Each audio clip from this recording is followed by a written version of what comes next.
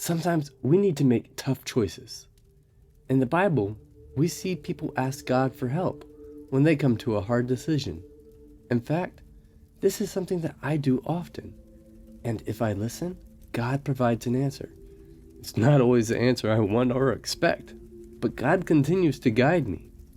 And sometimes I have to look to other people's examples and learn from them how to trust God when choices are difficult. As Abraham continues to age, Isaac is not even married yet. God's promise is not truly fulfilled.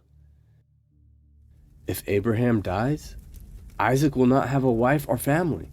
Abraham's line will be cut off. However, Abraham doesn't want Isaac to marry just anyone. He wants Isaac to marry someone from his own clan. In those days, it was the parents' job to find a suitable partner for the children. So Abraham calls his servant, and he asks him to go back to his home country and find a wife for Isaac.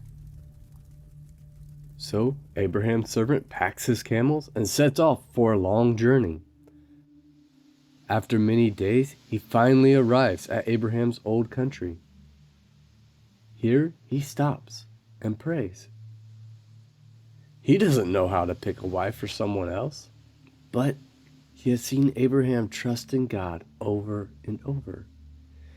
And he has seen God be faithful to Abraham again and again. So he decides he will trust in God for this decision. He asks God, "Show me the woman who is right for Isaac. If one of these women comes out to this well and gives me a drink and then asks to water my camels, I will know that she is the one for Isaac." As his prayer leaves his lips, a woman named Rebekah comes to the well.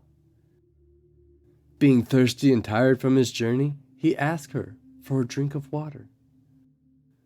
And you know what happened next? Rebekah gives him a drink of water and then asks to water his camels. Just like he prayed. When she finishes watering his camels, he asks Rebekah, "What clan are you from?" And she replies, "I'm from the clan of Terah, the same clan as Abraham." Just like Abraham asked.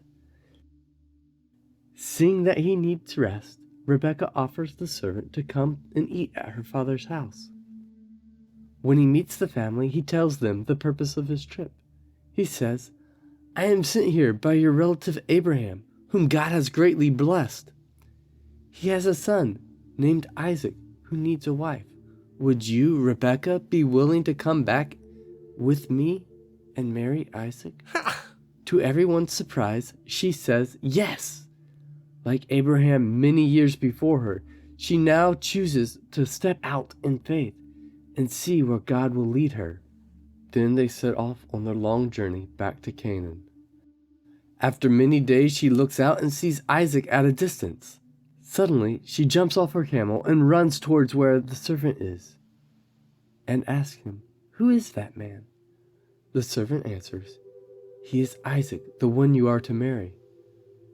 Isaac comes to greet them, and joy floods their hearts. God keeps his promises. Abraham's line is secured. The servant asks God for guidance, and God answers. Rebekah trusts God, and God provides. Isaac and Rebekah marry, and a nation is born. More importantly, someone much greater will come from this line. Jesus will be born from the line of Abraham and Isaac, and Jesus will come and save the whole world.